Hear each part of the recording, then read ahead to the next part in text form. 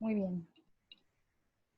Buenas noches a todos, a todas y a todos, o buenos días a nuestros participantes de América Latina y otros continentes fuera de Europa.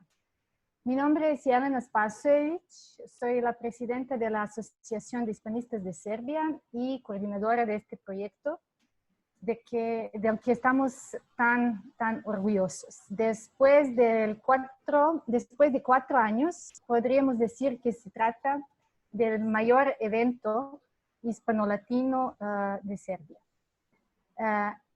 Les presentamos la 4ª edición de Verano de Estudios de Escuela de Verano de Estudios Latinoamericanos que organiza la Asociación de Hispanistas en colaboración con el Centro Iberoamericano de la Facultad de Filosofía de la Universidad de Novi Sad y el Instituto de Estudios Europeos, pero también con el apoyo del Instituto Cervantes de Belgrado, Instituto Ideas de Viena, Núcleos de Brasil, Fundación Profesor Andrzej Dębicz de Polonia, la organización ISIS de Alemania. Queremos destacar que este año también contamos con el apoyo financiero del Ministerio de Cultura de Serbia, lo que es muy importante para nosotros. Bueno, me gustaría compartir la pantalla.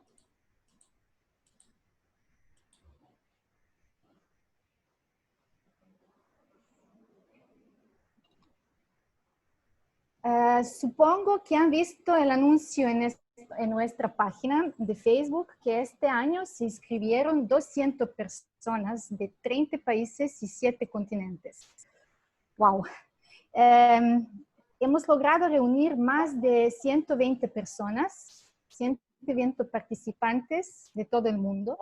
Y con esta 4ª edición, entre otras cosas, podremos seguir construir redes entre los jóvenes de todo el mundo que muestran interés por temas latinoamericanos y especialmente hacer análisis comparativos entre 2 regiones, latinoamericana, europea y dentro de Europa con los Balcanes.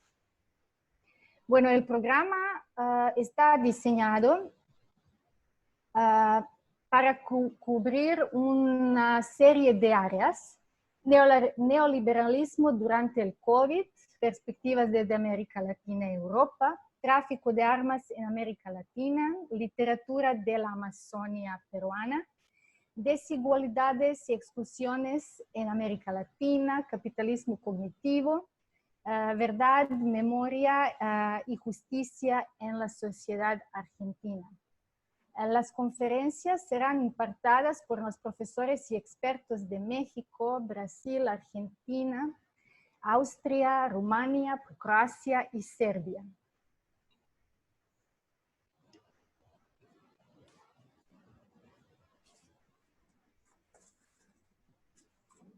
Y bueno, ahora el objetivo principal de esta 4ª edición virtual de la Escuela Internacional de Verano de Estudios Latinoamericanos, como ya he dicho, es reunir estudiantes, jóvenes, investigadores y profesionales de todo el mundo que se dedican o están interesados en los temas de América Latina y el Caribe también. Pero también el objetivo de nuestro proyecto es mostrar qué se en realidad puede hacer cuando hay equipo, unión, cooperación y respeto en una comunidad. Para nosotros es muy importante destacar porque en estos tiempos imposibles y difíciles, este equipo logró, con la gran ayuda de nuestros asociados, especialmente con el apoyo y la ayuda del Centro Iberoamericano de Universidad de Novi Sad y la profesora Bojana Kovačević Petrović, realizar una actividad que hace solo 2 meses, de verdad, solo 2 meses, parecía muy difícil de lograr. Entonces, muchas gracias a todas y a todos por contribuir que la Escuela de Verano viva y viva su cuarta edición y continúen la tradición de fortalecer los estudios latinoamericanos en Serbia y en nuestra región. Bueno, ahora me gustaría recordarles unas cosas importantes. Cada ponencia durará aproximadamente 1 hora y media. Podrá unirse 10 o 15 minutos antes del comienzo de la ponencia. También debido a este gran número de participantes, les pedimos a todos que se silencien. Usted ya está utilizando esta opción mute, entonces los participantes podrán usar el chat durante la presentación para hacer comentarios y preguntas, así que habrá tiempo para dar respuestas después de cada ponencia, unos 20-30 minutos. También es importante mencionar que, por favor, recuerde usar su verdadero nombre y apellido en Zoom, tal y como lo indicó en su solicitud. Entonces, eso es importante para que podamos anotar su asistencia y eso es lo más importante. Todos los participantes que estén presentes en un 80% del programa, entonces 7 de 9 ponencias, recibirán un certificado de participación de la Asociación de Hispanistas de Serbia y del CIBAM, entonces Centro Iberoamericano de la Universidad de Novi Sad. Y en este caso no habrá excepciones. También, para terminar, hemos creado un grupo de Facebook para que tengamos un lugar donde reunirnos durante y después de la escuela, así que por favor, síguenos. Y ahora me gustaría invitar a mi colega y mi amiga, Diana Čupić, la coordinadora del programa de este maravilloso proyecto, a presentarnos a nuestro primer ponente y también presentarnos el tema de esta noche. No tenemos una cinta roja, pero tenemos una sonrisa y un fuerte abrazo virtual para todas y todos los que están con nosotros esta noche. Muchas gracias una vez más por su confianza. Diana, por favor. Muchas gracias. Y Elena, si puedes, por favor, dejar de compartir pantalla para que pueda ver a la gente. Está por arriba. Sí, un momento. No me escucha. ¿No? Te escuchamos. Vale, muy bien, perfecto. Hola, yo soy Diana, soy coordinadora del programa y es un placer conoceros a todos virtualmente. Es un poco difícil encontrar algunos beneficios de esa situación de COVID, pero por lo menos me parece que tener aquí 120 personas de todo el mundo, de todos los continentes, seguro que es uno de los beneficios. Como ya Elena ha mencionado, hoy inauguramos la escuela y nuestro primer ponente con el que inauguramos esa escuela es el profesor Luis Fretes Carreras. Bienvenido, profesor. Tuve el placer de conocerlo el año pasado en el Congreso de CEISAL. Y Luis Fretes Carreras, yo voy a presentarles a todo el mundo el profesor y después le doy la palabra.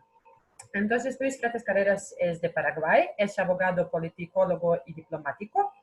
Es investigador del Centro de Estudios Internacionales del Instituto Universitario de Lisboa, miembro de la Comisión Directiva de la Red Iberoamericana de Estudios Internacionales y del Comité de Dirección Ejecutiva del Consejo Europeo de Investigaciones Sociales de América Latina, o CEISAL. Algunas de sus publicaciones son The Pursuit of the Latin American Dream in Time of Crisis, Portuguese Diplomatic and Commercial Changes Towards the Region 2005-2015, transformaciones geopolíticas en América del Sur, crisis de las relaciones internacionales de Paraguay, y Paraguay and the asymmetric integration in South America. Su ponencia se llama Geopolítica de América Latina en tiempos de incertidumbres, y la ponencia se dividirá en 3-4 partes. Yo voy solo rápidamente a comentar sobre qué va a hablar el profesor. Va a hablar sobre América Latina, el Caribe y la globalización, y va a mencionar las escuelas geopolíticas. Después va a hablar de las transformaciones geopolíticas, transformación del mundo laboral. Y finalmente va a comentarnos algo de los desafíos urgentes, de los conflictos emergentes y de la situación de COVID-19. Y en conclusiones, como ya Elena ha mencionado, vamos a abrir debate y vamos a responder a las preguntas. Entonces, profesor, una vez más, bienvenido y le doy la palabra. Muchas gracias, Tijana. Muchas gracias, Elena. A todos los miembros de la Asociación Hispanistas de Serbia y de integrantes y organizadores de la Escuela Internacional de Verano de Estudios Latinoamericanos. Muchísimas gracias por la invitación y por esta oportunidad. También a cada uno de los presentes, en quienes veo algunos antiguos y grandes amigos, y me imagino desde diferentes lugares del mundo. Les agradezco la oportunidad de compartir este momento. El año pasado, caminando por las calles de Bucarest, Tijana me hace un desafío de participar de la escuela de verano. Y como no conocía la ciudad, acepté la posibilidad de visitarlas, y se dio la casuística que tengamos que hacerlo por este medio. Jamás hubiéramos imaginado que estaríamos haciendo una escuela de verano online desde diferentes puntos del planeta. Yo les hablo desde Paraguay, que me encuentro de una manera casual, si bien soy paraguayo. Vine en febrero a hacer una visita particular y ya no pude regresar a la ciudad donde estoy residiendo, que es Lisboa, en Portugal. Yo creo que esa circunstancia nos agarró a todos en diferentes posiciones, digamos, en diferentes ubicaciones, en diferentes espacios, y a partir de ahí nos imaginamos las cosas que están aconteciendo y de qué manera están condicionando nuestras vidas. Muchos estamos encerrados, más de 4 meses, solamente pudiendo ir al supermercado o a alguna farmacia. Otros ya pueden trabajar, pero sin embargo estamos todos condicionados con la evolución de un virus, de una enfermedad que se llama pandemia por el hecho de que está extendido en todo el planeta. Pues bien, de esa misma manera vamos a hablar hoy vamos a hablar de América Latina en ese contexto que forma parte del sistema mundo, es decir, en su contexto global. Y quiero que retengan algunas cifras para poder hablar posteriormente. Quiero que se acuerden de 20.300.000. 20.300.000. Quiero que se acuerden de 741.000. 741.000. Y quiero que se acuerden de 300 millones.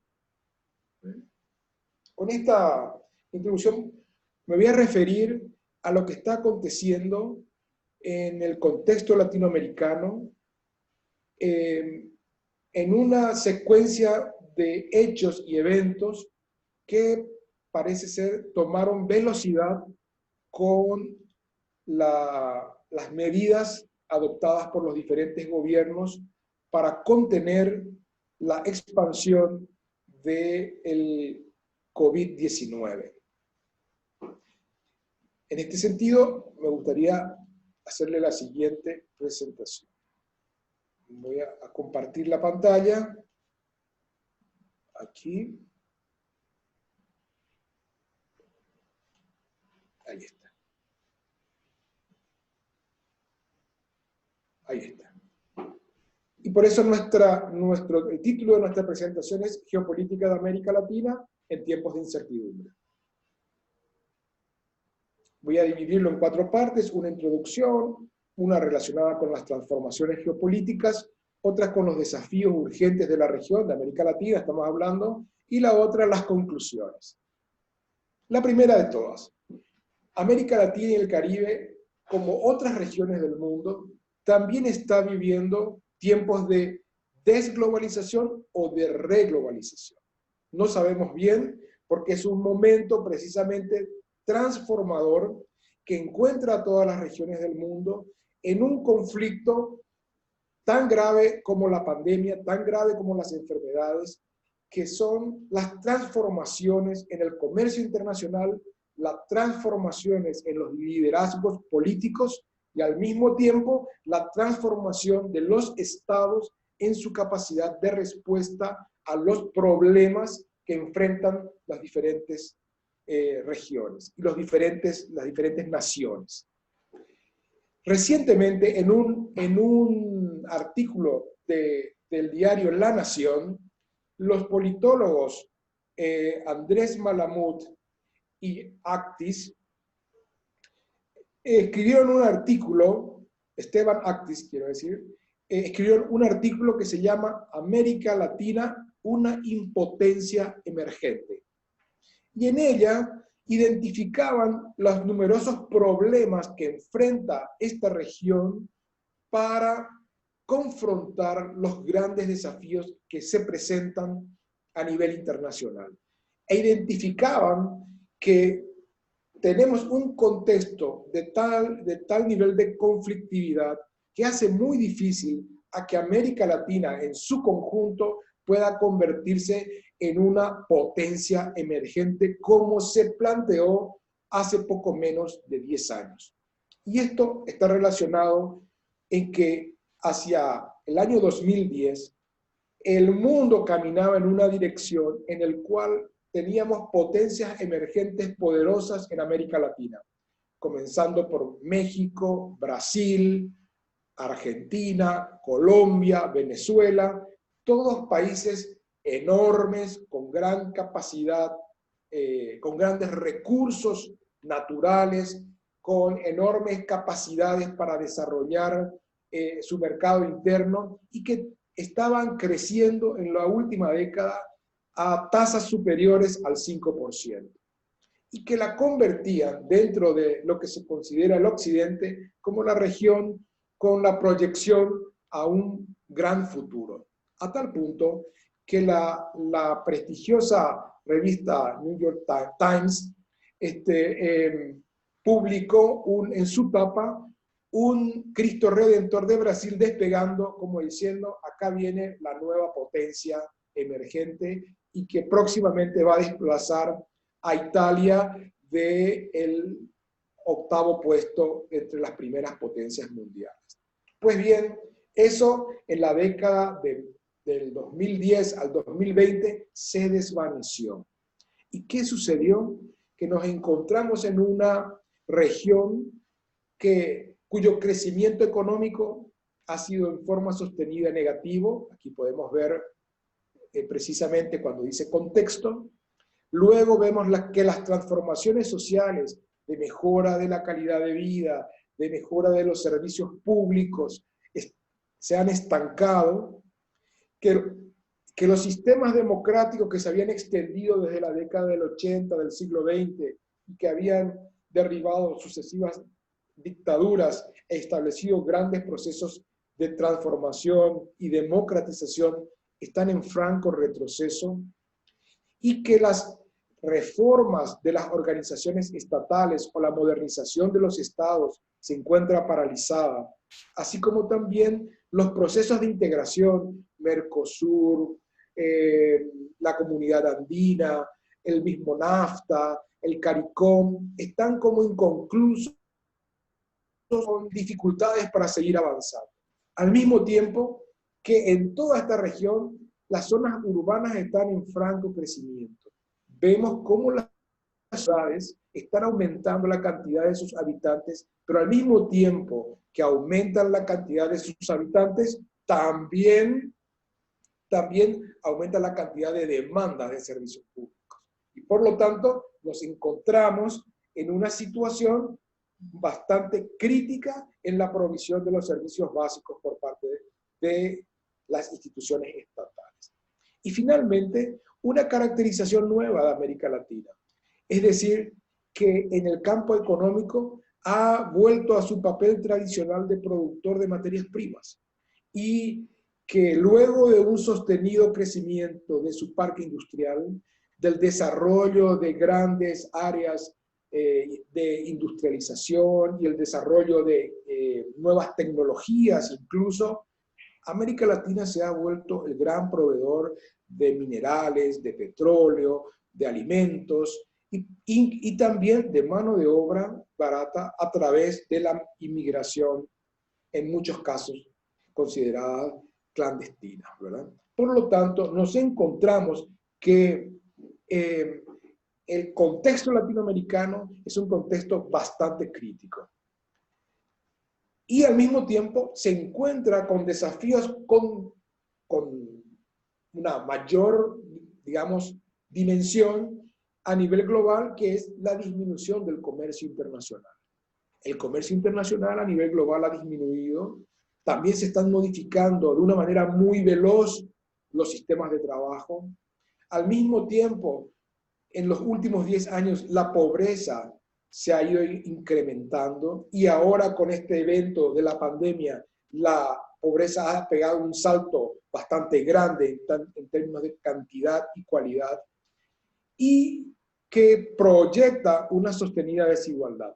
Estos elementos traen como consecuencia la inestabilidad política que hemos observado ya el año pasado en Ecuador, en Chile, en Bolivia, en la Argentina, en Brasil, las grandes manifestaciones y protestas, que estoy recordando algunos de estos eventos, que han llevado realmente a analizar seriamente que en América Latina la política estaba en un contraste y en un enfrentamiento con las demandas sociales. Y al mismo tiempo, un contexto de violencia e ilegalidad cada vez más acentuado, que se puede observar no solamente en México o en Centroamérica, sino también en países como Brasil, Paraguay, Argentina, Colombia, Bolivia, Ecuador, Perú, donde se puede observar que el mundo de la ilegalidad no solamente está asociado al narcotráfico o a la trata de personas o al contrabando de productos ilegales o de armas, sino que también está asociado con un desarrollo de los grandes mercados informales. Estamos asistiendo a que buena parte de la masa trabajadora es cuentapropista en América Latina. Y no solamente cuentapropista, sino que también desarrolla sus actividades en un contexto de informalidad. Y por lo tanto, la informalidad se convierte en la norma y en la práctica en la cual se desarrolla el mundo de la economía y de la producción en gran medida en América Latina.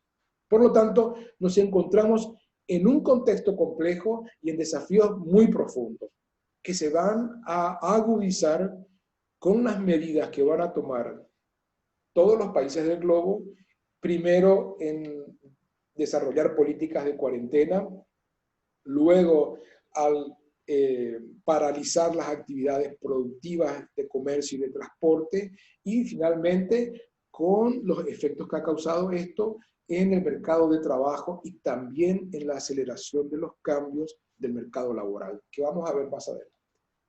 Pues bien, en este contexto, la propuesta presentada a la asociación es hacerlo a partir de una perspectiva geopolítica. Entonces, ¿a qué nos referimos cuando hablamos de la geopolítica? La geopolítica es la ubicación territorial, es la localización en el espacio de parte de la actividad humana. Y esta relación de la actividad humana en el espacio concreto tiene diversas escuelas que han determinado la orientación y la actuación en su política exterior, particularmente de las grandes potencias, desde el siglo XIX. Es decir, el uso de la geopolítica como tal es muy antiguo, no es algo nuevo. Ya lo podemos observar en las negociaciones entre España y Portugal en la división del mundo a través del Tratado de Tordesillas, del mundo occidental conocido, ¿verdad? En el cual Portugal se aseguraba el control de las costas y mantenía su condición de potencia marítima, y en tanto que España se garantizaba su condición de potencia terrestre al garantizarse el control del interior del continente americano. Pues bien, estas perspectivas que asocian la geografía con la política y con las relaciones internacionales se va a cristalizar en las diferentes escuelas de la geopolítica. Y vamos a encontrar que hay tres grandes escuelas y que les voy a hacer brevemente una descripción para que sepamos desde dónde vamos a hablar. La primera de ellas es la que se llama la Escuela Geopolítica del Paisaje Geopolítico, que es una escuela de origen francesa norteamericana que se caracteriza por observar y analizar los elementos políticos que transforman el paisaje, digamos, el espacio territorial con el desarrollo de una determinada cultura. Acá hay una cuestión que es que se van a analizar las configuraciones físicas, es decir, si tienen ríos, si tienen montañas, si son estepas, si son llanuras, si es de fácil acceso, si es difícil acceso, si son selvas muy tupidas, si son selvas muy frágiles. Eso hace que sean factores estructurales que van a condicionar el desarrollo de la política en ese espacio geográfico. En tanto que por el lado de la política es de qué manera se organizan las instituciones, se organiza el Estado, se organizan las Fuerzas Armadas, se organizan los controles en las fronteras y que todo ello conforma los factores estructurales. Por esa razón, en esta escuela es muy importante considerar el territorio, la infraestructura interna, es decir, de qué manera está equipado el territorio, si el territorio es pobre, si el territorio es rico. No es lo mismo tener la soberanía en un desierto, como podría ser el desierto del Sahara, que no tiene ningún otro valor salvo, digamos, el de la arena, y es muy diferente tener soberanía en el desierto de Atacama, como es el caso de Chile, en el cual tiene ahí los minerales de cobre y que durante muchos años explotó otros productos como el salitre y el guano que le dieron gran riqueza a ese país. Pues bien, esa es la infraestructura interna. Esa infraestructura interna también está relacionada con el tipo de instituciones que se colocan adentro de ellas. Es decir, de qué manera se organiza el poder público en ese territorio. Otra característica dentro de esta escuela son los límites del territorio, que es muy importante saber cuáles son los espacios en el cual el Estado ejerce una soberanía. Y ese espacio puede ser cercano o puede ser muy lejano. No es la misma dificultad que tiene, por ejemplo, Ecuador para controlar su territorio, salvo el de las Islas Galápagos, que están a miles de kilómetros sobre el mar, o en el caso de Brasil, que desde su centro de administración hasta sus fronteras tiene miles de kilómetros y una frontera extremadamente extensa. Por lo tanto, los límites de los territorios son muy importantes. Y finalmente, es la configuración externa. Es muy importante analizar quiénes son los vecinos, qué países están cerca, con quienes yo convivo.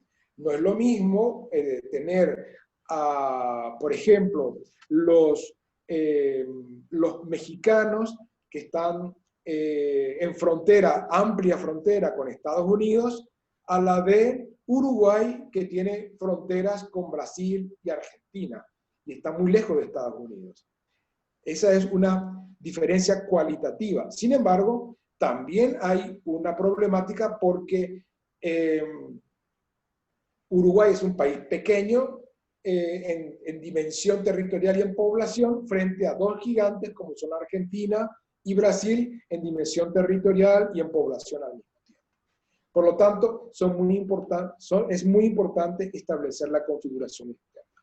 Esta es la escuela francesa que nos plantea los factores estructurales, ¿verdad?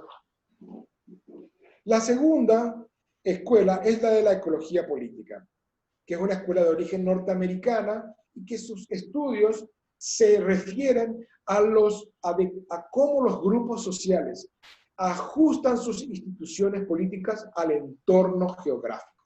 Es decir, de qué manera adaptan sus instituciones para poder gobernar su territorio. Y esto es muy importante para las relaciones internacionales. Es por eso que ellos estudian los grupos humanos y el área que ocupan. Es muy relevante el hecho de que los grupos humanos tienen que habitar el territorio para poder darle sentido al territorio, para darle identidad al territorio y también para poder ejercer el poder y la soberanía en el mismo. La segunda es analizar la estructura de los grupos, de qué manera los grupos están constituidos y de qué manera estos ejercen su poder en ese espacio. Finalmente, hay tres elementos más que hacen al control del territorio a través del gobierno, si el gobierno es unitario, si es de carácter federal, si es de carácter imperial, si es de carácter monárquico, si es de carácter republicano, si hay elecciones, si no hay elecciones. Pues bien, todos esos elementos son las que determinan de qué manera se controla el territorio.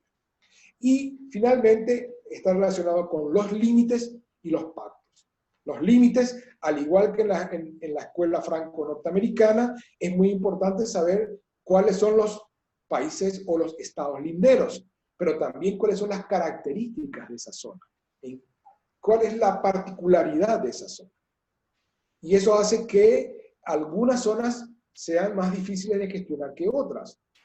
Eso, por ejemplo, hace que en muchos países de América Latina hayan habido en el pasado disputas por determinados territorios debido al tipo de habitantes que ocupaban ese territorio.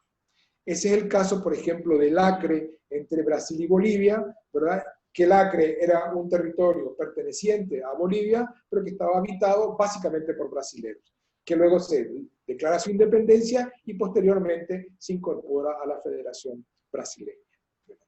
Ahora bien, acá hay un elemento nuevo que habla de la necesidad de identificar qué alianzas existen entre los estados, qué vínculos transversales hay entre diferentes estados, de tal manera para poder analizar cuál es el verdadero peso que tienen. ¿Por qué?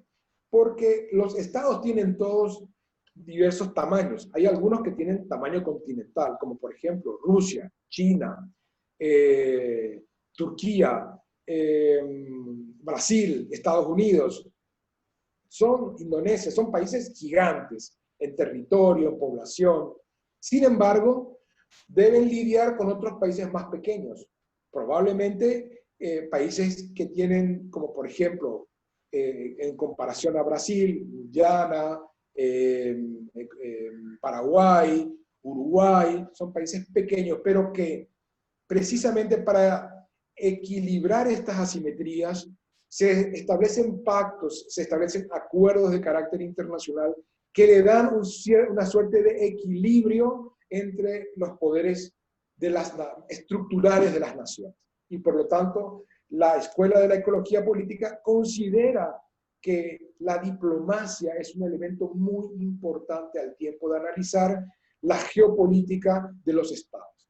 Y finalmente, tenemos la organicista, que es originaria de Alemania y también de la escuela anglosajona, que estudia a la geografía como un organismo viviente. Dice, el territorio no es un territorio que solamente exista por sí mismo en forma estática. En realidad, el territorio tiene significado, tiene sentido cuando es ocupado por las personas. Y las personas son las que le dan el sentido al territorio, le dan una utilidad, sacan un provecho, le dan importancia, lo convierten en estratégico o no. Y así, por ejemplo, tenemos que en algunos espacios que se convirtieron en estratégicos fueron, por ejemplo, Ciudad del Cabo en Sudáfrica, ¿verdad? Que es un lugar que se convirtió en estratégico por ser la bisagra entre el Índico y el Atlántico, o el Canal de Panamá, que es una bisagra entre el Pacífico y el Atlántico, o algunas islas como por ejemplo la isla de Azores en el Atlántico Norte, o las Canarias en el Atlántico más al sur, lo que va a dar importancia a estos espacios y porque se convirtieron en un espacio viviente, activo, de circulación de negocios, circulación estratégica para los buques de guerra, etcétera, etcétera. Y por lo tanto, aquí hay toda una tendencia a la geopolítica o la formulación de la política espacial. Es decir, los estados deben tener una estrategia nacional de la ocupación del espacio y la utilización de ese espacio. Por eso es que esta escuela estudia las propiedades físicas del territorio, analiza la composición del pueblo, si el pueblo es homogéneo, si es heterogéneo. Hay algunas sociedades, por ejemplo, que tienen una enorme homogeneidad racial y por lo tanto es más fácil el lenguaje, la cultura, la transmisión de las normas, la forma en la cual se ejerce el poder, en tanto que cuando hay muchas o varias variantes de étnicas o culturales, esto hace más difícil, no deja de ser más rico, pero también se vuelve más complejo porque requiere niveles de consenso más, digamos, más complejos, valga la redundancia. Un caso es el caso de Bolivia, que es un país que tiene regiones muy marcadas, pero con culturas, idiomas y tradiciones, historias diferentes. Y por lo tanto, cada vez que deben tomar una decisión o que deben enfrentar un conflicto, tienen que articular este tipo de variantes. Ahora bien, por eso es muy importante analizar de qué manera se estructura la política en todos estos espacios. No solamente en el espacio físico, sino también en los espacios étnicos, raciales, culturales. Y por lo tanto es muy importante cuáles son los organismos que integran al pueblo y al territorio. Y cuáles son las estrategias que se desarrollan desde el Estado para poder expandir esto. Y de qué manera también el Estado ejerce su poder, no solamente al interior de su territorio, sino también fuera de él. Eso porque en algunos casos, como por ejemplo, se dio en el mundo de la historia, que algunos estados eran marcadamente racistas e imponían su poder conforme al predominio de una etnia o una raza. Muy bien, acá tenemos las tres escuelas. Les he sintetizado de una manera muy simple, les he facilitado un texto para que lo lean, les recomiendo bastante que puedan leer el trabajo de Taylor, que es fundamentalmente la idea del sistema mundo, que se llama Geografía Política, de Peter Taylor y de Colin Flint, que lo que hacen básicamente es integrar elementos del territorio, del pueblo, de la cultura, en una conceptualización mucho más amplia, actualizado al mundo capitalista. Es decir, de qué manera el mundo capitalista ha evolucionado desde el proceso de descubrimiento de América por parte de los europeos y de su incorporación al proceso capitalista y las transformaciones que se ha vivido hasta el presente. Por lo tanto, acá tenemos, digamos, las tres grandes escuelas geopolíticas. Hay otras que se pueden hablar, la crítica, la revisionista, etc. Pero en este caso yo voy a hablar desde una perspectiva pensando en la transformación que estamos viviendo ahora.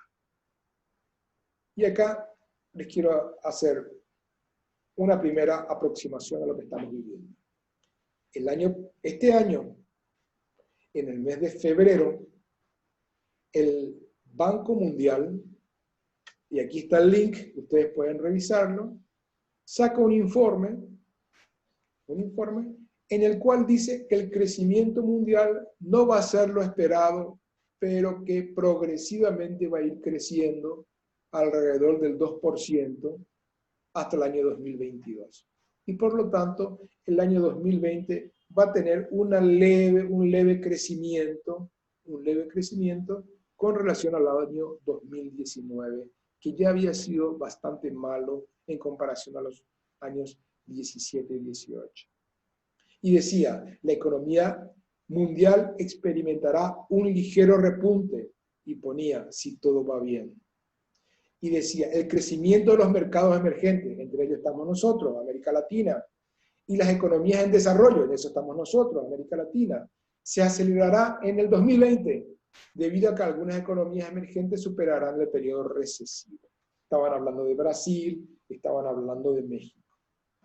Y que el aumento de la deuda y la desaceleración del crecimiento de la productividad plantean desafíos para la formulación de las políticas públicas. Muy bien, eso era febrero del 2020. Ahora veamos esto. Esto es junio del 2020. 4 meses después. El comercio mundial sufrirá una profunda contracción de menos 11,9%. Imagínense ustedes, la economía mundial experimentará un ligero repunte a una profunda contracción en 4 meses. La segunda es, más del 90% de las economías de los mercados emergentes y en desarrollo registran un ingreso per cápita negativo en el 2020. América Latina, menos 9,4%.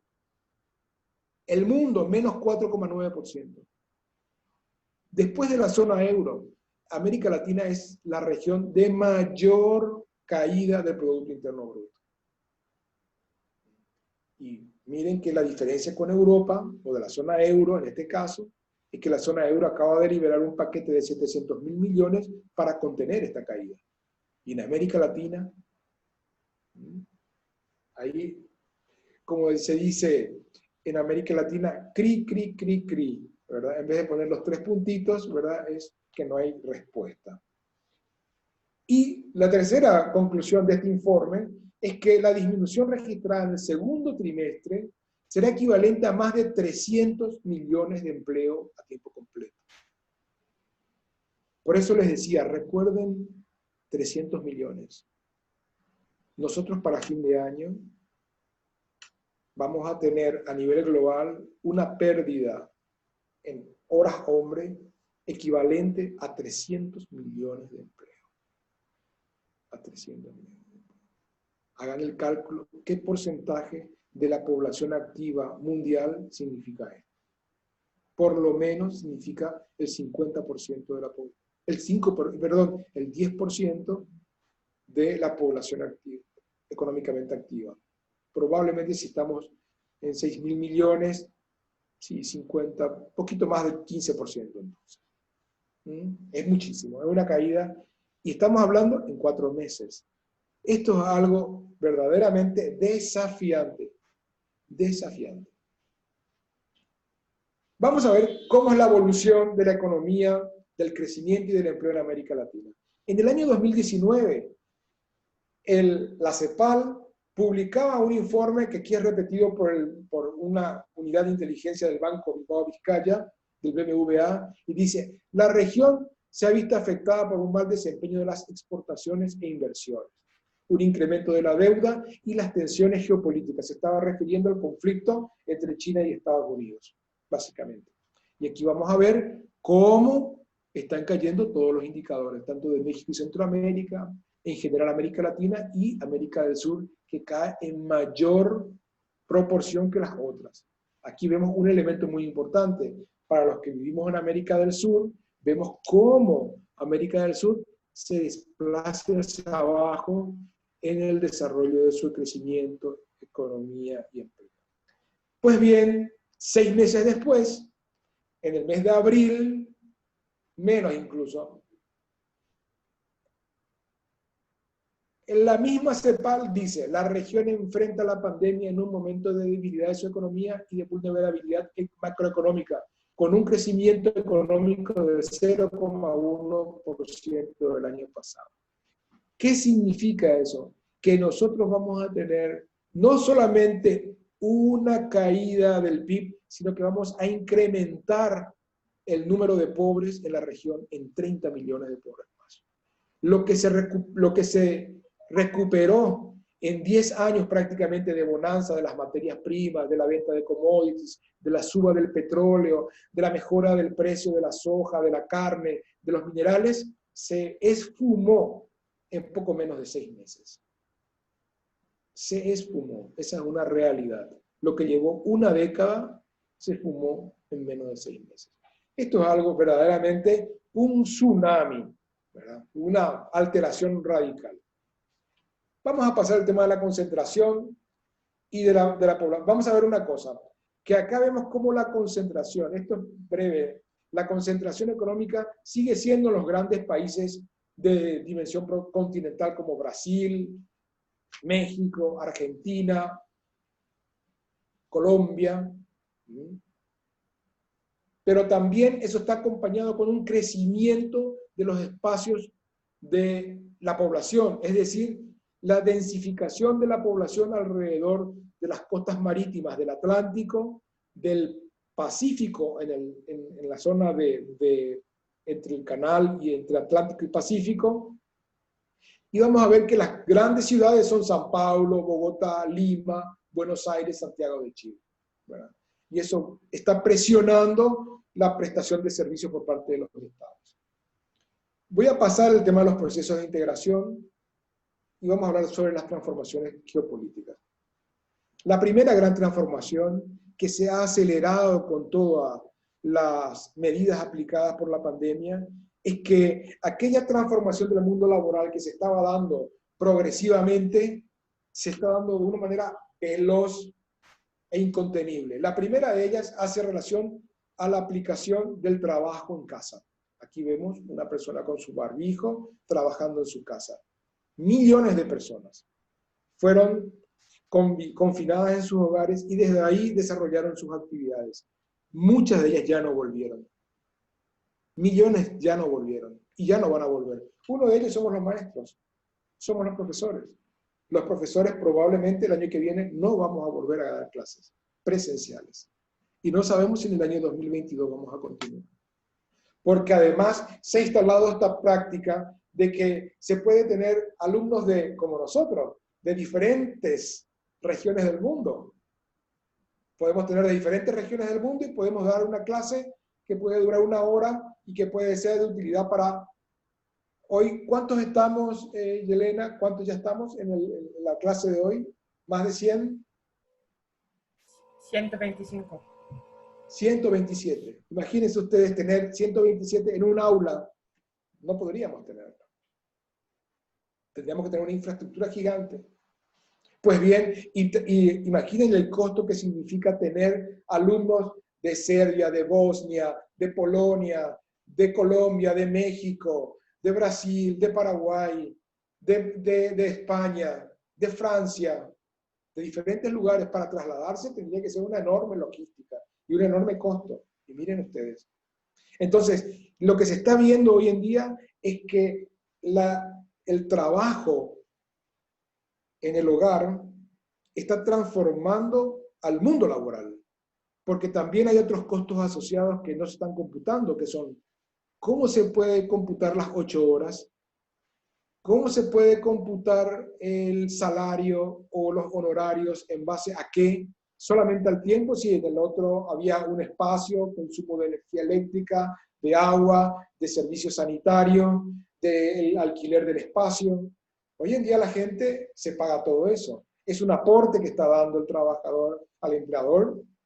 ¿Cómo se va a calcular eso?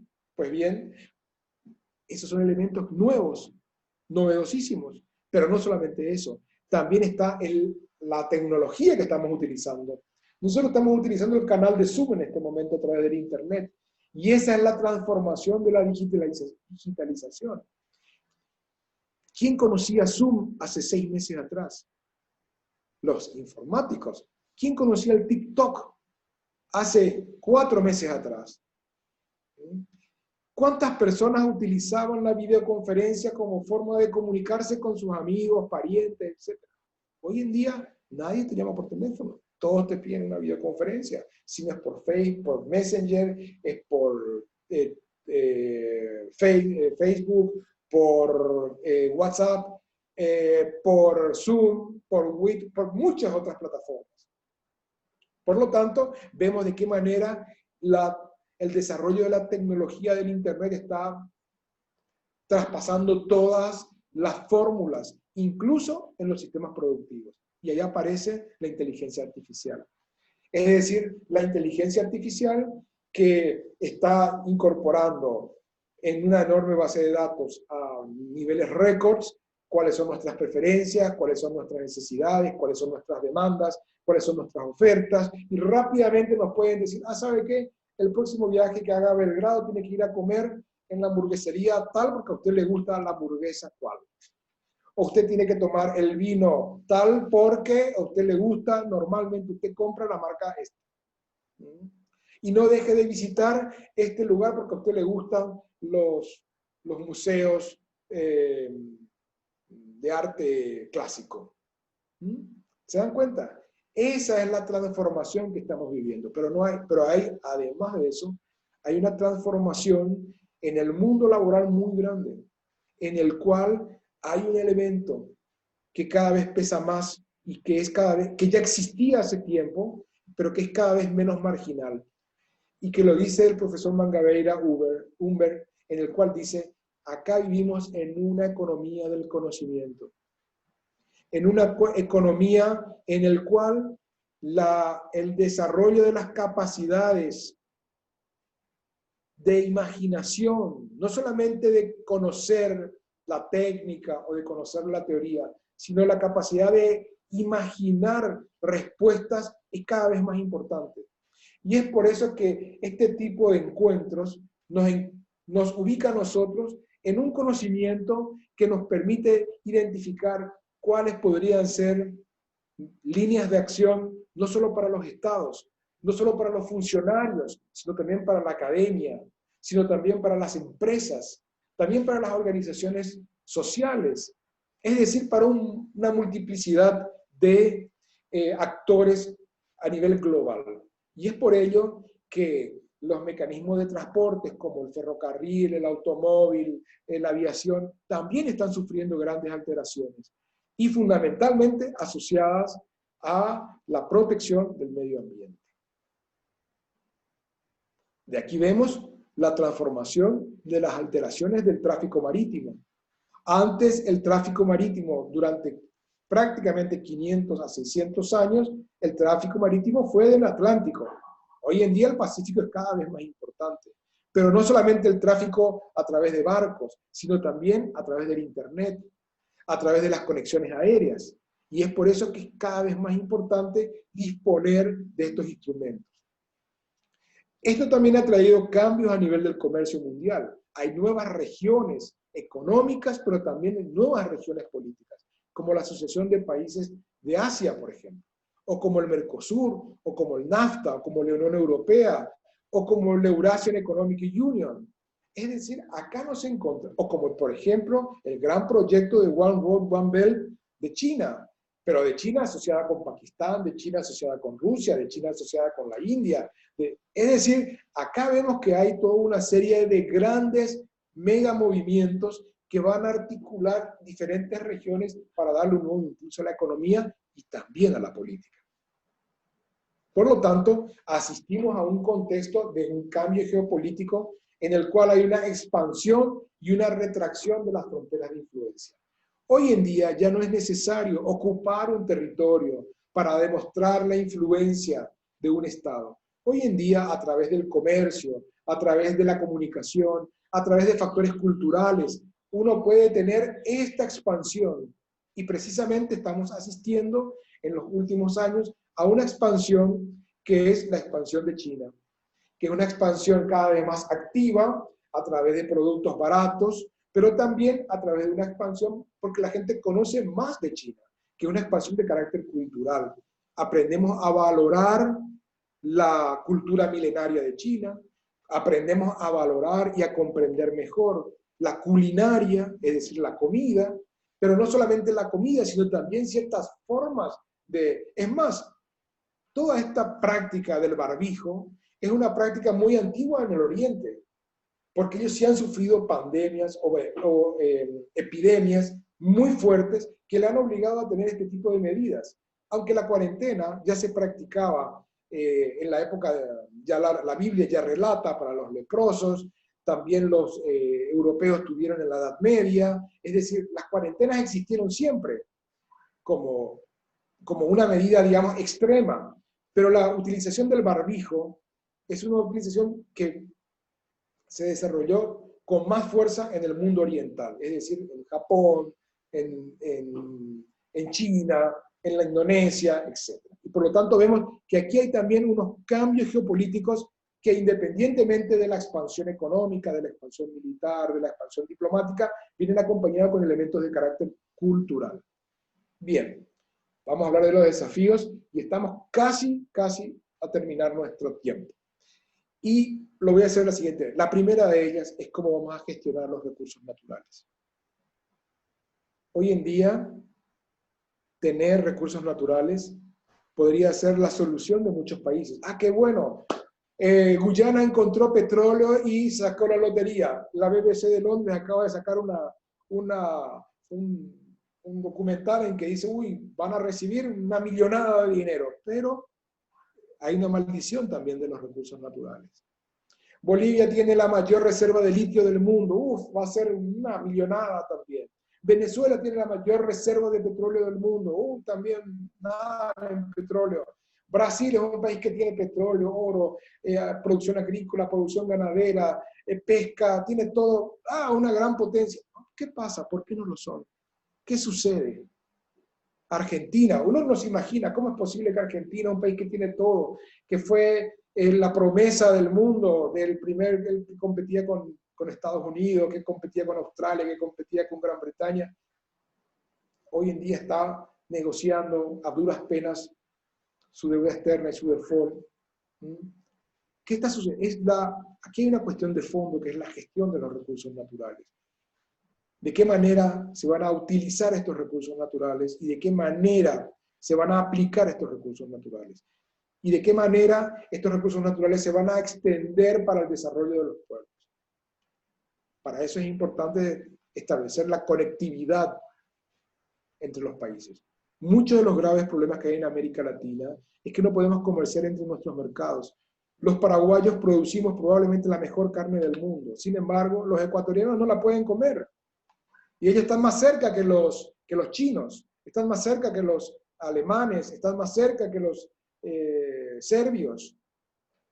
No la pueden comer porque no tenemos cómo mandarla, porque no tenemos carreteras adecuadas, no tenemos puertos suficientes, no tenemos una interconexión de ferrocarril.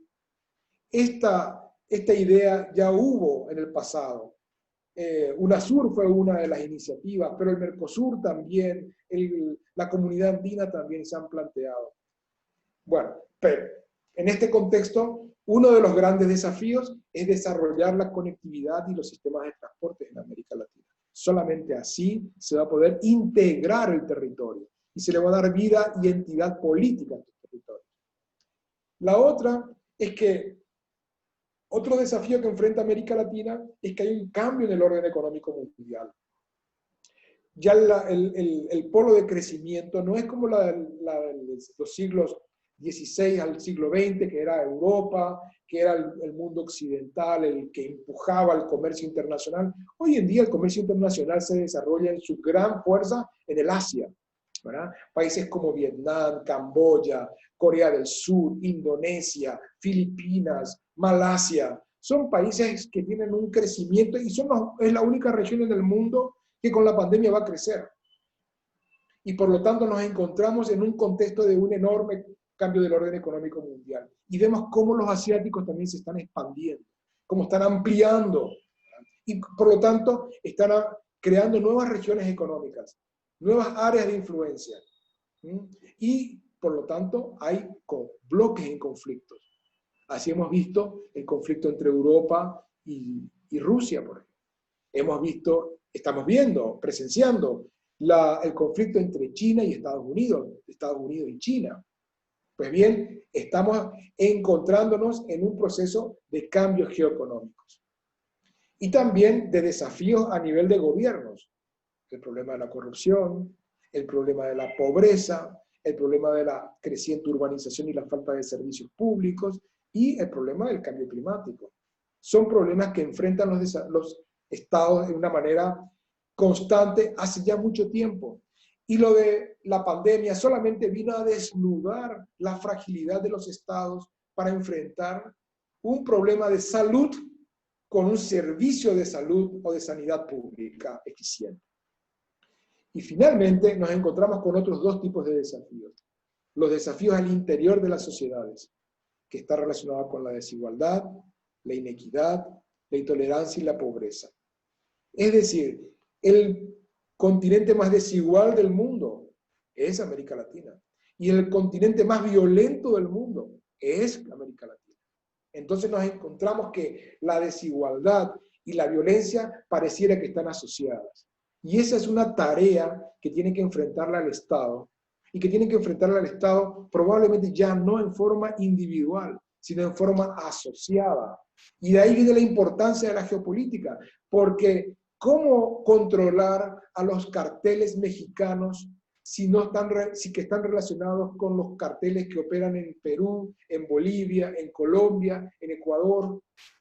¿Cómo hacer para poder controlar a los carteles de la droga cuando tienen sus bases financieras en el Caribe, en la zona bancaria de Panamá o en la zona bancaria del Uruguay? ¿Cómo? Es decir, aquí hay toda una acción de carácter más allá del Estado nacional y por lo tanto hay unos desafíos que son transnacionales. Y para eso es necesario considerar las instituciones que se disponen, cuánto participa la gente, qué tipos de servicios tenemos, cuán eficientes son. Y acá le traigo una información reciente, que es América Latina es considerada como, en materia de salud, como un sector estructuralmente deficitario en materia de hospitales y servicios de salud. Imagínense el promedio en el mundo recomendado de camas por hospitales es del 2,7% y América Latina tiene el 2,1%. Acá hacen diferencia algunos países, esto es, digamos, números generales. Aquí hay una enorme disparidad entre estados.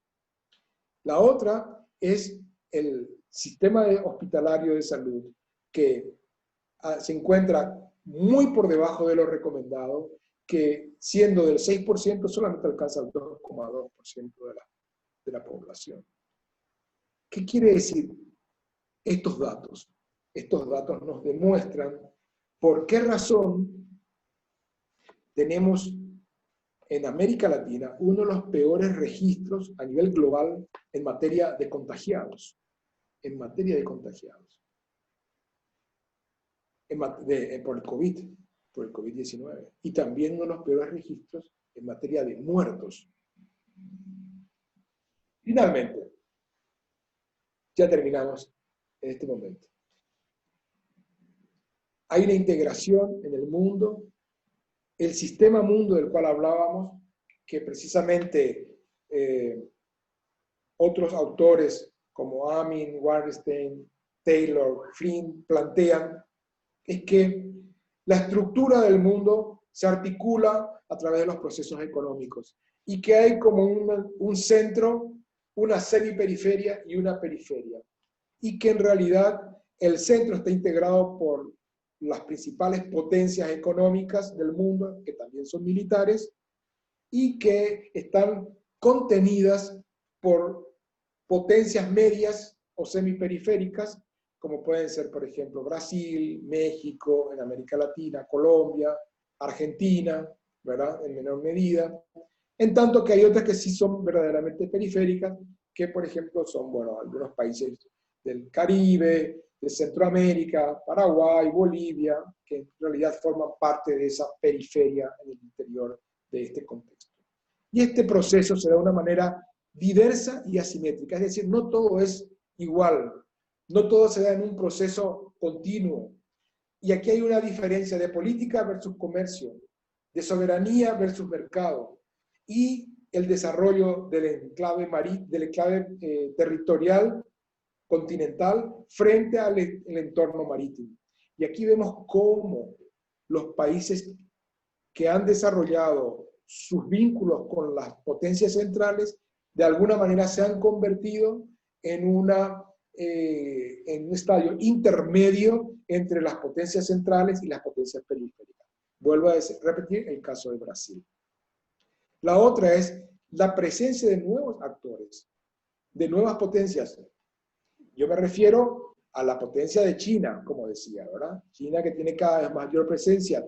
Imaginen ustedes, hace más de 100 años, Ratzel, que es uno de los primeros expositores de la geopolítica en Alemania, plantea que el mundo tenía una dinámica territorial viva y que los territorios eran como organismos.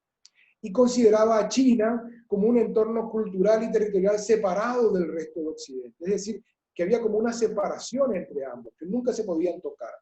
Hoy en día, China es un activo participante, no ya de la política económica de los países en América Latina, sino también de la política interna. Y es el caso de Venezuela, que en los contextos de conflictividad, particularmente con Estados Unidos, recurre a su enorme deuda con China en la provisión de petróleo para garantizar la continuidad de un régimen. Pues bien, ahí vemos cómo los factores de nuevas potencias inciden en la toma de decisiones en los diferentes países. También tenemos que considerar que buena parte de la liquidez que tiene hoy en día el gobierno argentino, por ejemplo, está financiado con un préstamo por parte que se llama préstamo swap, por parte del gobierno chino, que es un préstamo sin condiciones, a diferencia del Fondo Monetario Internacional u otras instituciones crediticias que exigen medidas de carácter impositivo o de restricciones sociales. Sin embargo, a estas nuevas potencias también se le incorporan los nuevos actores globales. Y esos actores globales son las grandes corporaciones multinacionales, cada vez más importantes, como por ejemplo Microsoft, como por ejemplo las finanzas, o como por ejemplo las empresas negociadoras de commodities como Cargill, como Dreyfus, etcétera, etcétera. Pues bien, nos encontramos con que al mismo tiempo que hay potencias estatales, hay actores globales que condicionan el contexto internacional. Por lo tanto, nos encontramos que en este contexto de incertidumbre, que no sabemos a dónde va a llevar esta pandemia, que aún habiendo una vacuna como se anuncia en Rusia, no se sabe si verdaderamente va a aplacar la expansión de la epidemia, si va a lograr detener las muertes, si va a lograr evitar que las industrias se paralicen o que aumenten los despidos.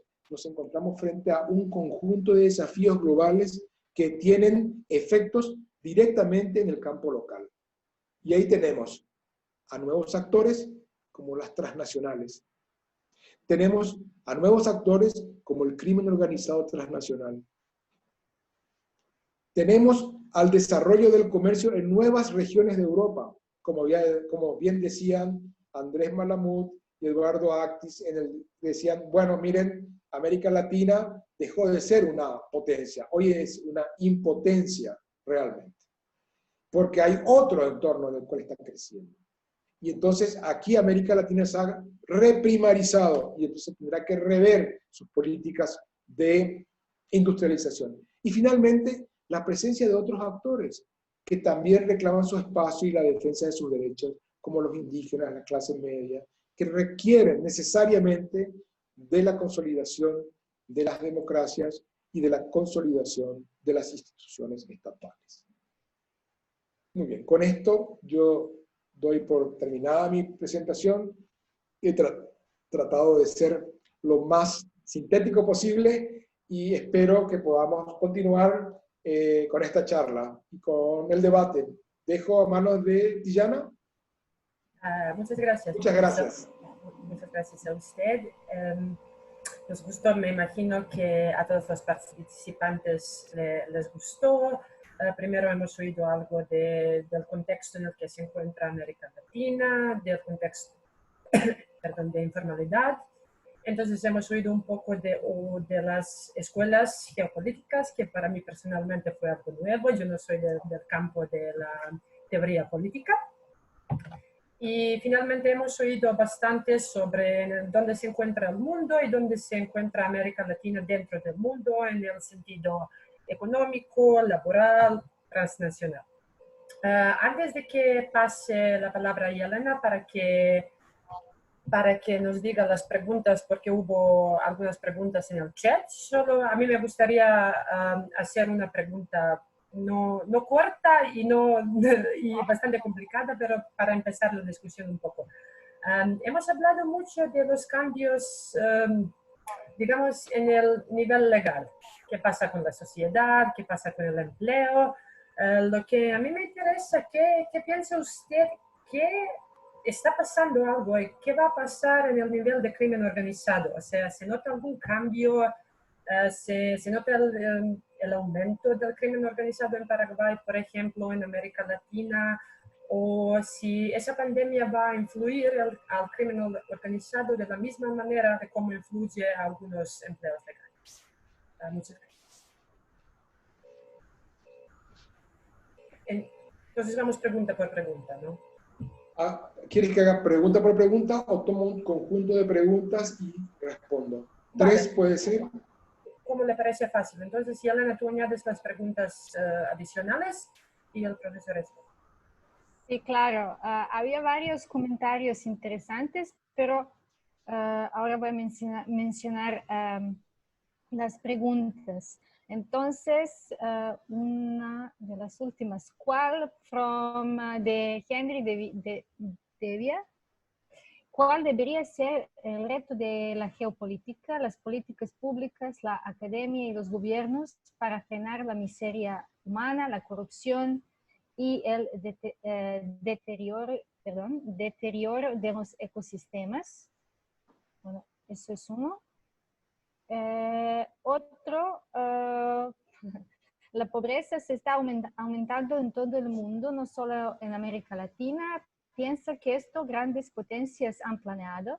Tiene miedo de perder empleo, de tocar el fondo de pobreza y perder su libertad. Eso es una pregunta de Ana Kratovec. Y un momento, por favor. Bueno, quedamos con estos dos y voy a ver si hay más. Muy bien, muchísimas gracias. Vamos a comenzar primero con el crimen organizado. Cuando hablamos de crimen organizado tenemos que saber distinguir de qué se trata el crimen organizado. Porque hay diferentes niveles en el crimen organizado. No soy un experto en ello. Aquí, entre uno de los participantes, hay una persona que ha trabajado muchísimo en la medida de sus posibilidades. Y creo que la gran tarea es de qué manera se refuerza el Estado para poder enfrentar al crimen organizado. Porque el crimen organizado tiene como un ámbito de actuación en el proceso mismo del hecho ilegal, como por ejemplo es el tráfico de drogas o la trata de personas, que generan una enorme masa de dinero, de circulante, que le otorga gran poder. Y ese poder tiene como diferentes ámbitos de aplicación. Uno de ellos es básicamente ingresar al mundo legal, llamémosle, que es incorporar a la banca, desarrollar empresas, financiar obras públicas, no públicas, pero privadas, también públicas a través de préstamos que toman los estados. Es decir, esa es una de las, digamos, una de las consecuencias de que inyectan una enorme masa de dinero a la economía y los convierte en actores principalísimos. especialmente cuando están muy concentrados en algunas regiones. La otra es que también el desarrollo mismo de la actividad ilegal obliga a sobornar a autoridades, a funcionarios, o a eliminar a funcionarios o autoridades que se oponen a su trabajo. Y por lo tanto, a imponer un sistema de control institucional que está, digamos, sometido a los intereses del desarrollo del negocio ilegal. Y finalmente, hay una tendencia también a incorporarlo en el plano de la cultura. ¿Por qué? Porque el contexto de la abundancia del dinero se realiza en lugares muy pobres, donde la gente no tiene que comer, no tiene cómo vivir, y por lo tanto, dedicarse a una de estas actividades se van legitimando por la situación de pobreza, de necesidad que se tiene. Y llega un momento en que esto se convierte en algo normal, como un trabajo más, como ser zapatero, como ser mecánico, también se es traficante, se es pasero, se es guardaespaldas, se es sicario, e incluso son labores hereditarias. Entonces, es bastante complejo. La pregunta, ¿qué va a pasar? No lo sé, no puedo proyectar qué va a pasar. Lo que sí puedo es analizar qué está pasando. ¿Qué está pasando en la pandemia? En la pandemia, la mayoría de los estados, casi todos en América Latina, han dispuesto el confinamiento de las personas. Han dispuesto la paralización de las actividades. Han dispuesto que el control de las vías públicas se realicen a través del ejército o de la policía o del ejército o de la Guardia Nacional. Sin embargo, lo que se ha demostrado es que la gente que trabaja normalmente, el obrero de la construcción, el que hace el servicio de garzón en un restaurante, la persona que es un oficinista, el que es un juez o el que es un empleado administrativo, trabaja desde su casa. Pero el que hace contrabando de cigarrillos, el que lleva drogas de un lugar a otro, pasa la frontera, el que transporta en forma clandestina seres humanos sea para el trabajo esclavo, para la prestación de servicios en la prostitución, han continuado sus actividades. Es más, muchos de ellos han desarrollado hasta campañas de servicio público, de dar comida, de dar dinero, de garantizarle a la gente que está trabajando en ese negocio que no tenga padecimientos. Ese es un poquitito, digamos, es como el Estado dentro del Estado. Por lo tanto, lo que se está viendo es que los Estados son débiles. Incluso si ya son débiles para cubrir el servicio de salud de las personas, también son débiles para controlar sus fronteras. Son débiles para poder ejercer el control dentro de su territorio.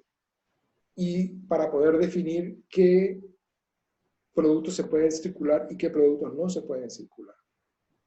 Creo que esta situación ha desnudado la incapacidad de los estados para enfrentar una situación tan compleja, tan amplia como es la formación de los mercados ilegales. La segunda pregunta es, ¿cómo frenar? ¿Cómo detener? ¿O cuál debería ser la acción de las políticas públicas para enfrentar el avance de la pobreza, de la corrupción y también la destrucción de los ecosistemas? Bueno, son diferentes áreas, pero que hacen a la misma cuestión, y que es en la definición yo creo que la definición del Estado mismo, es la redefinición del Estado mismo. ¿Qué quiero decir con esto? En los últimos 30 años, o 40 tal vez, a partir de los años 70, se ha desarrollado en todos los estados a nivel global como una tendencia a disminuir la intervención del Estado, la fortaleza del Estado, a quitarle atribuciones y a incorporar otros agentes. Esos otros agentes son agentes privados. Ah, miren, en la educación no es necesario que el Estado dé todo el servicio de educación. También están las escuelas privadas, que son más baratas, que no cuestan mucho y que son de la misma calidad. O a veces, costando más, también prestan un mejor servicio. También entraron todos los sistemas de guardias privados, por ejemplo. Ah, sí, tenemos que garantizar que la gente que quiera tener su bodyguard o su guardia privada la tenga. Y por lo tanto la policía, el ejército, que se repliegue. Para eso están los guardias privados. El control de los espacios aéreos, por ejemplo. Ah, no, saben que el control de los espacios aéreos es muy caro, el Estado es ineficiente, no es una actividad esencial de un Estado, pues bien, que aquí vengan las empresas, coloquen sus satélites, presten sus servicios, etcétera, etcétera. Pues bien, hemos visto cómo en los últimos 40 años los estados han sido sistemáticamente desmantelados en la idea que la sociedad civil, las organizaciones privadas iban a cumplir ese papel de una manera eficaz y eficiente. El ejemplo es la salud. En muchos países, la gente prefiere pagar particularmente en América Latina, prefiere pagar un servicio privado de salud, un servicio de seguridad de salud privado y estar en el público. Y esto es elemental, que al momento de desarrollarse una epidemia de esta naturaleza, el Estado no tenga los suficientes recursos, pero la empresa privada tampoco tiene los recursos. Porque esto requiere la suma de fuerzas. Por lo tanto, nos encontramos que acá, para poder enfrentar la miseria humana, para poder enfrentar la destrucción del ecosistema, hay que tener instituciones fuertes. Pero también creo que hay que tener instituciones creativas. No podemos utilizar las mismas instituciones que tenemos ahora. ¿Por qué? Porque estas instituciones son de carácter, casi todas formadas bajo la estructura del pensamiento formal. ¿Qué quiere decir esto? Ah, no, ¿saben qué? Tenemos que tener un organismo que funciona de carácter burocrático, jerárquico, ¿verdad? Está el director, el subdirector, los funcionarios, y hay que pasar todas estas etapas para poder tener una reacción desde la institución. Hoy en día existen muchísimos elementos tecnológicos como para poder hacer más rápida la reacción por parte del Estado. Y sin embargo, los Estados no están adaptados para ello. Habría que pensar también en una reingeniería de las instituciones estatales, de tal manera que la prestación del servicio sea algo más diligente, algo más eficaz, algo más localizado, y aprovechar las bases de datos, las estadísticas, la inteligencia artificial. Para eso es muy útil, para poder compilar toda la información que sea necesaria para poder identificar un problema. Por ejemplo, uno de los problemas que encontramos hoy en día es la desertificación en algunas regiones en América Latina, producto de la deforestación masiva que sufrimos en los últimos 50 años. Pues bien, ¿qué sucede? Hoy en día existen satélites, existen tecnologías a través de drones, a través de equipos para percibir el deterioro de la capa freática, es decir, de la tierra, que pueden ayudar muchísimo al desarrollo de nuevos tipos de agricultura o de nuevos tipos de forestación. Eso, por ejemplo, va a ayudar inmenso a que el Estado pueda reaccionar en contextos como fue, por ejemplo, el enorme incendio del Amazonas, o como fue el enorme incendio de la Chiquitanía en Bolivia, o como lo que está sucediendo en Argentina en este momento, ¿verdad? Entonces, nos encontramos en este contexto que es muy, muy importante la utilización de la tecnología. Una experiencia que seja ligada a algo concreto y que después tenemos una persona que está va vendo que Sí. essa análise que pode ser feita por vários caminhos é facilitada. Señor, por favor, Uma el profesor abstração. está hablando, No la escuchamos bien, por favor, el profesor está hablando. Un momento. Profesor, siga, por favor. Sí, bueno, finalmente, con el tema de la corrupción. Bueno, la corrupción, que es un mal endémico y es un mal que tiene siglos, probablemente el desarrollo de la conducta de integridad sea una de las, digamos, uno de los mecanismos de las sanciones. Yo no sé si, no estoy muy seguro de que pueda ser útil. Sin embargo, algunas sanciones ejemplificadoras deben ser impuestas como para luchar contra la corrupción. Pero el problema de la corrupción es que está asociado a la debilidad del Estado.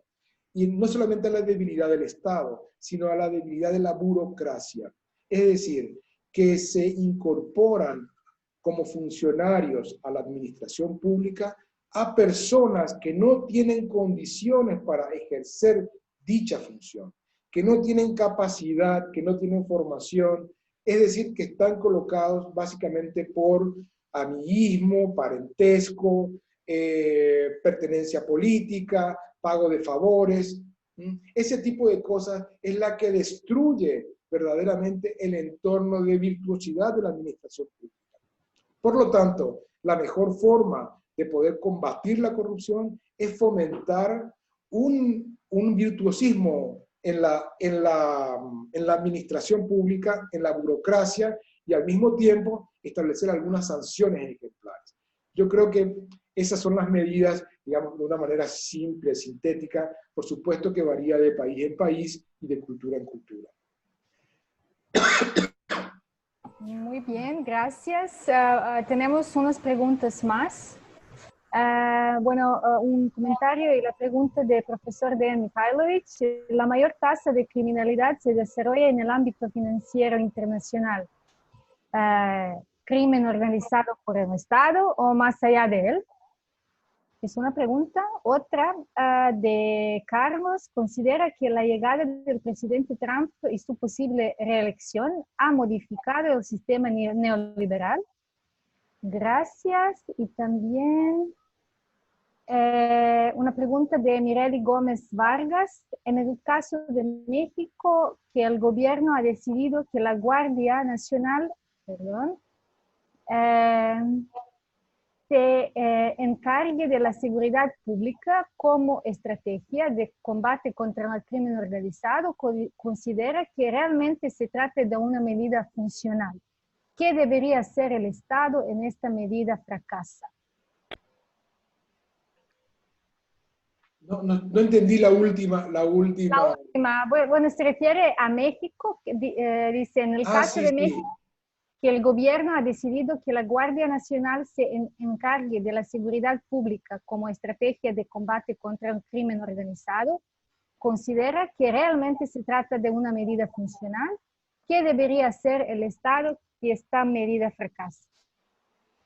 Si esta medida sí. Muy bien.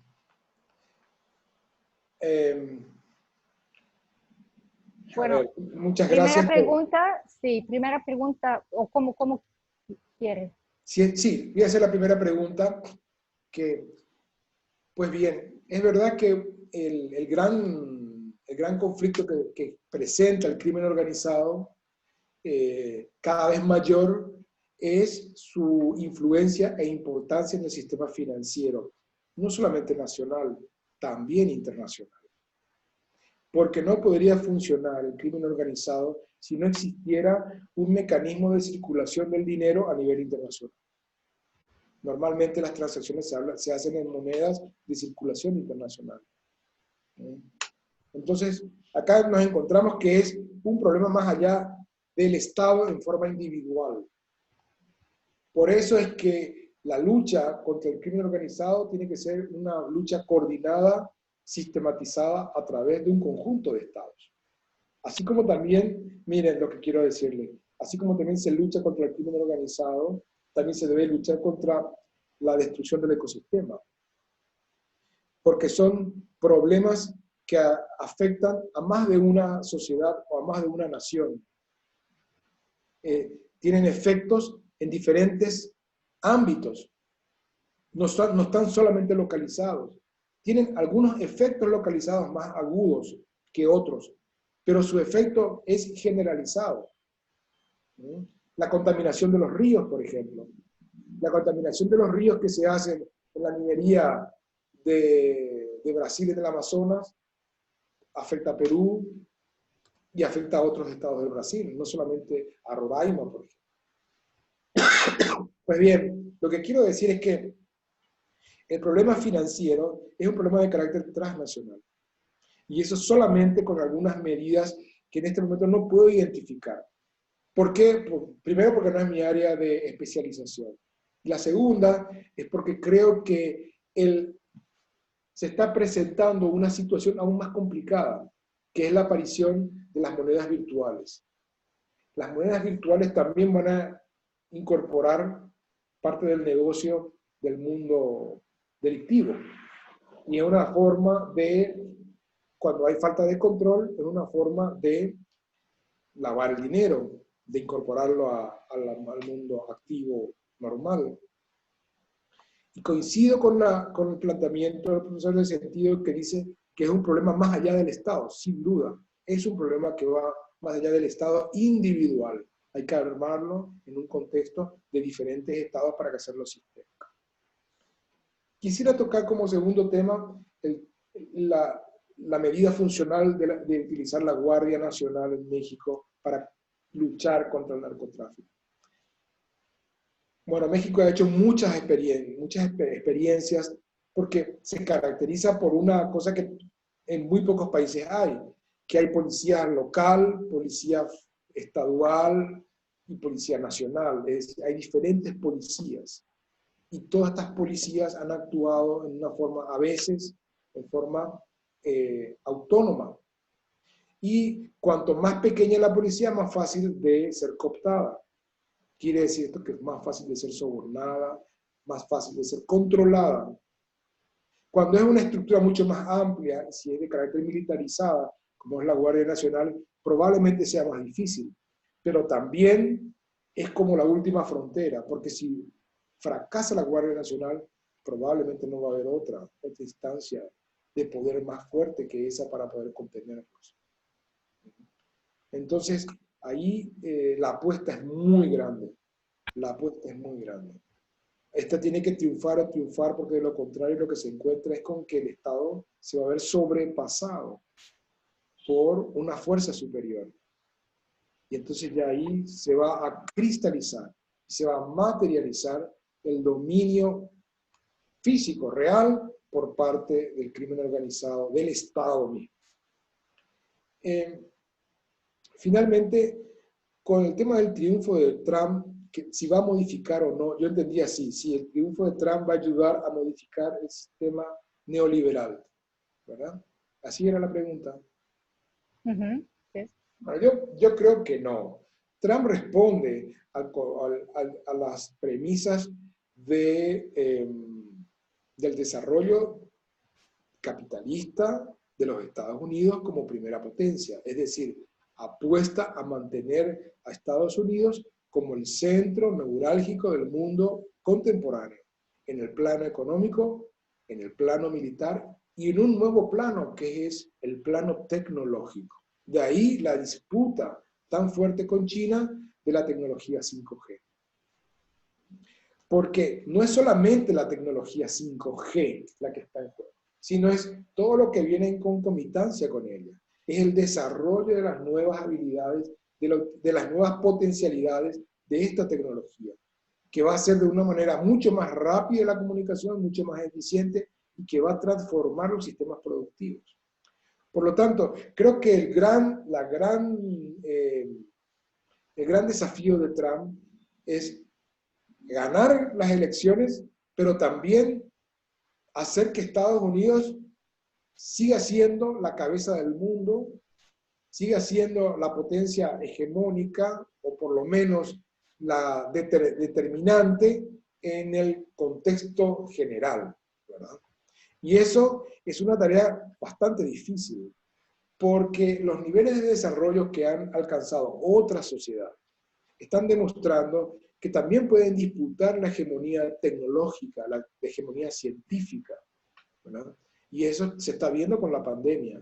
Es decir, hoy en día, de todas las vacunas que se están desarrollando, el 80% o más se están desarrollando fuera de Estados Unidos. Y las que tienen mayores posibilidades de ser aprobadas este año, ya vimos que una es la rusa, la otra es la inglesa, la otra es la israelí, y veremos cómo van las siguientes, ¿verdad? La China, no sabemos, hace un par de semanas que están en silencio, capaz que la próxima semana nos salen con una cosa que también ya probaron su vacuna y está funcionando perfectamente. Ahí lo que va a significar es no tanto cómo se contiene esta enfermedad, sino cuál es el estado que tiene la capacidad como para poder enfrentar una enfermedad tan grave como esta y de producir en un tiempo récord una terapia o una solución o una dosis de un producto que detenga o que paralice esta enfermedad. Eso lo único que va a darle es la condición de potencia. El que ponga en marcha una vacuna eficaz, medianamente eficaz, se convierte automáticamente en una potencia mundial. Porque es ahí donde está la gran demanda a nivel del mundo. No, capaz que no pueda tener ni un solo misil nuclear, sin embargo tiene la vacuna como para poder detener el coronavirus, el COVID-19. Ahí nos encontramos frente a una verdadera potencia. Muy bien, gracias. Ahora vamos a terminar por ahora con una pregunta última. Hemos recibido 4 de Abigail y Neftali. Aquí va una. La participación ciudadana podría llegar a establecer acupuntura social para favorecer los elementos sociales y administrativos en América Latina.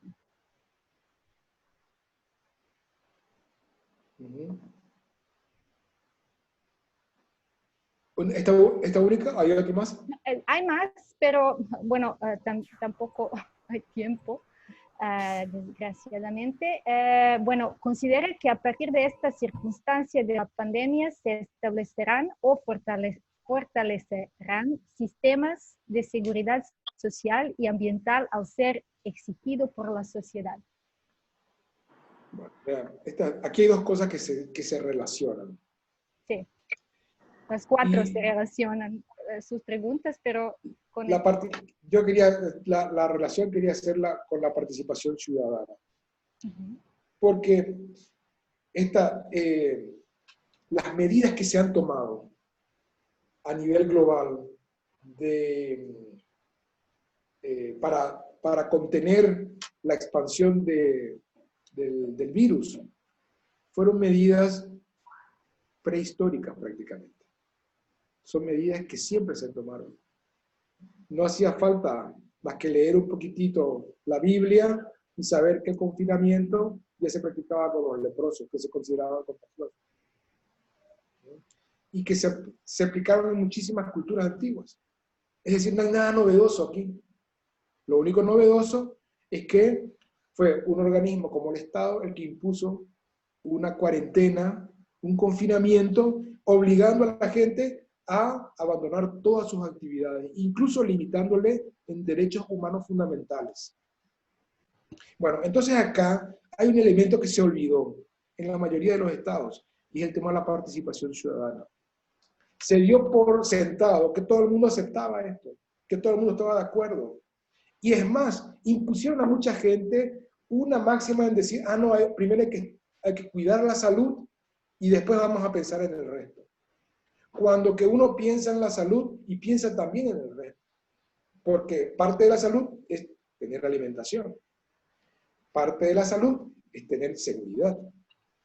Parte de la salud es tener vivienda, donde refugiarse, donde guarecerse. Por lo tanto, aquí encontramos que hay un elemento que fue ausente en todo esto, que es el de la participación ciudadana. Hay algunos estados que yo por razones de cercanía conozco, han implementado sus políticas con unas medidas de comunicación muy eficaces y con la participación de organizaciones sociales, porque las sociedades estaban organizadas. Los sindicatos, las asociaciones, los grupos barriales, etc.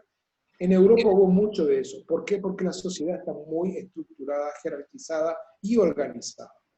Pero en muchos países de América Latina no están organizados. Es más, han sido diezmados en los últimos años.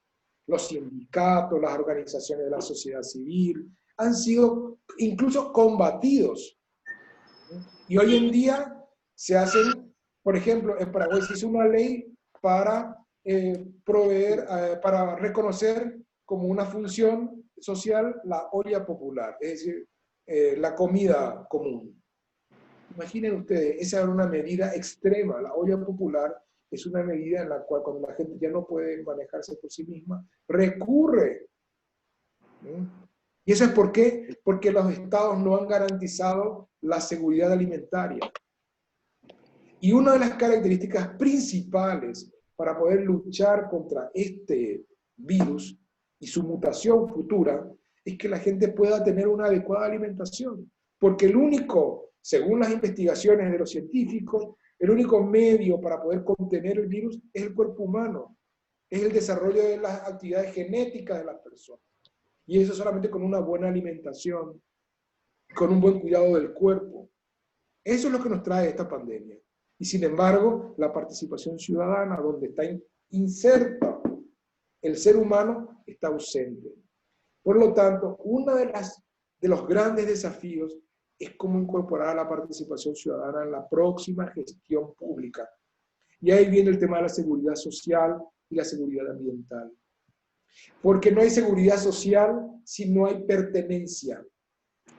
Porque esto no es solamente tener el carnet de ser un asegurado de la sociedad, de la seguridad pública. Es también saberse parte de él y que el que presta servicio está involucrado con él. Y eso es una cuestión, eso es una herramienta intangible, pero es una herramienta cognitiva, es una herramienta de valores, es una herramienta de conciencia. Porque si en la sociedad existe la suficiente conciencia, que esa es una herramienta a desarrollar, también vamos a enfrentar en forma diferente las próximas pandemias, porque no sabemos si esta va a ser la última. ¿Qué sabemos que pueda venir otra a seguir? ¿No? Y ahora, por ejemplo, uno de los informes que les pasé del Banco Mundial decía que en estos 6 meses se notó una mejora sustancial de los ecosistemas a nivel del mundo. ¿Por qué? Porque se dejó de utilizar el transporte público, etcétera, etcétera, etcétera. Es decir, en esta cuarentena, en este confinamiento generalizado del mundo, los niveles de polución, etcétera, disminuyeron muchísimo. ¿Qué vamos a hacer cuando las cosas tengan que volver a un ritmo nuevamente? ¿Vamos a contaminar igual? ¿Vamos a dejar de contaminar? Pues bien, ahí viene la importancia de la participación de la ciudadanía en la formulación, en el desarrollo, en la ejecución y en el control de las políticas públicas. Ese quizás es el gran desafío que va a tocar a las sociedades en América Latina y fundamentalmente construir un grado de conciencia capaz de implementarse a través de una nueva forma de Estado. ¿Sí? ¿Sí? ¿Profesor? Sí. Sí. ¿Ha terminado? ¿No? Sí, vale. Sí. Vale, muchas gracias a todos. No tenemos tiempo para más preguntas, pero lo que voy a hacer yo es guardar ese chat y también copiar las preguntas que no hemos mencionado ahora en el grupo de Facebook. Así que podemos ahí seguir con la discusión. De verdad, perdón, pero ya llevamos 2 horas aquí y somos muchos, tenemos un poco que ajustar el tiempo. Pero muchas gracias a todos, muchas gracias a usted, profesor. Eso fue nuestra primera sesión de la escuela y espero que hayan disfrutado y mañana seguimos con la escuela. Muchas gracias a todos una vez más. Muchas gracias de mi parte a todos. Muchísimas gracias, Tijana. Muchísimas gracias, Elena, a todos los miembros de la Asociación Hispanista de Serbia. Muchísimas gracias. Y yo les dejo ahí en la presentación, está mi correo electrónico, con mucho gusto, para lo que ustedes consideren apropiado. Y les voy a acompañar, les deseo muchísimo éxito en esta hermosa actividad que es la Escuela de Verano, la Escuela Internacional de Verano, que están desarrollando y que me alegra muchísimo de ser parte de ella. Muchas gracias. Gracias. Fue un placer, señor. Fue un placer y hasta mañana a todos. Hasta mañana. Adiós. Vamos a esperar.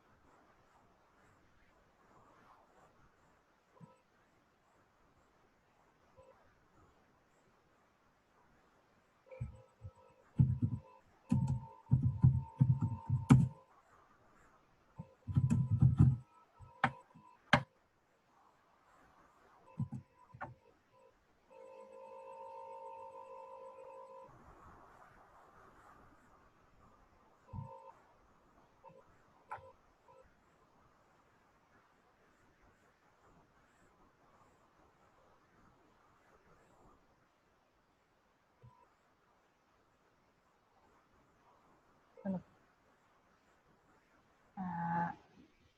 podríamos terminar la sesión en unos 2-3 minutos para saludar a todos una vez más. Continuamos mañana.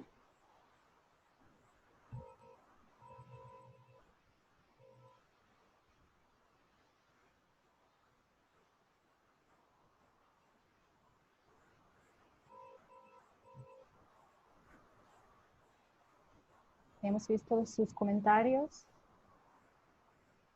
y vamos a pasar juntos y prepararse para mañana.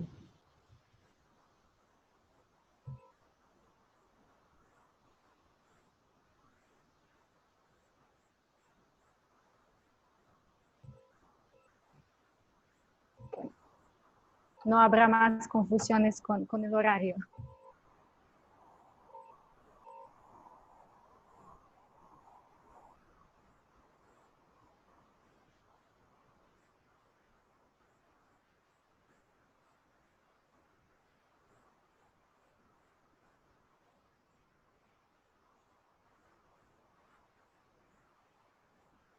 bueno, agradecemos una vez más al profesor, a todos y terminamos la sesión. Bien, ¿la verdad?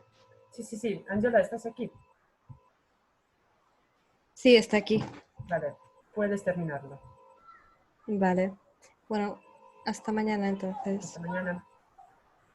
Chao.